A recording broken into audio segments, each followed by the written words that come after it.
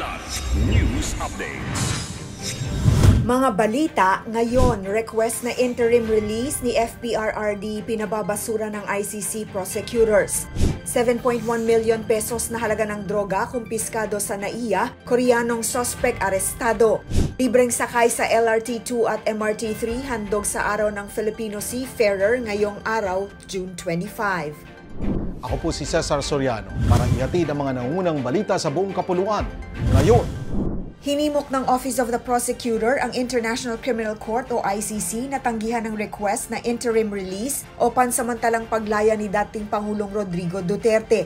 Ayon sa prosekusyon, mahalaga pa rin ang pagkakadetene kay Duterte para tiyaking dadalo ito sa paglilitis, hindi mag-o-obstruct o ilalagay sa alanganin ng investigasyon at upang hindi na muling makagawa ng parehong krimen. Binigyang diin ng petisyon ng malaking impluwensya ni Duterte, matibay na political network at international connections na maaaring makaapekto sa paglilitis o magdala ng takot sa mga witness. Bukod sa multiple red flags, pinabulaanan din ng ICC prosecutor ang claim ng counsel ni Duterte na hindi sila tutol sa interim release at sinabing misrepresentation ito dahil tutol sila sa kahilingan ng akusado. Nasabat ng mga otoridad ang tinatayang 7.1 million pesos na halaga ng hinihinalang ketamine sa NAIA Terminal 2 mula sa isang South Korean na si alias Han, 39 ayon sa ulat ng PIDEA nitong Martes. Naharang si Han noong June 22 habang naghihintay na sumakay ng eroplano patungong Cebu.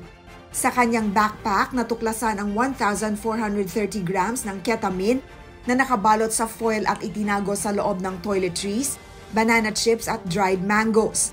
Ang ketamine ay isang party drug na may hallucinogenic effects. Sumailalim na sa inquest proceedings ang suspect sa paglabag sa Republic Act 9165 o ang Comprehensive Dangerous Drugs Act of 2002 habang nagpapatuloy ang investigasyon.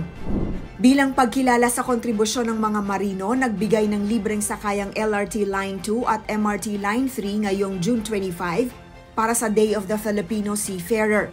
Ayon sa Department of Transportation o DOTR, ang libreng sakay sa LRT2 ay nagsimula kaninang alas 7 hanggang alas 9 ng umaga at mamayang alas 5 hanggang alas 7 ng gabi.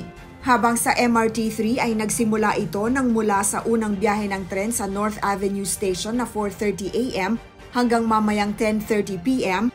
at mula 5:05 a.m. sa Taft Avenue Station hanggang 11:09 p.m.